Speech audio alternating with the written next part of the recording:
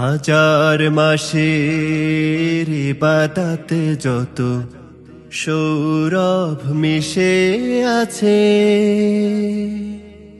তার চেয়ে বেশি সৌরভ পাবে একটি রাতের কাছে। হাজার মাসের ইবাদতে যত সৌরভ মিশে আছে,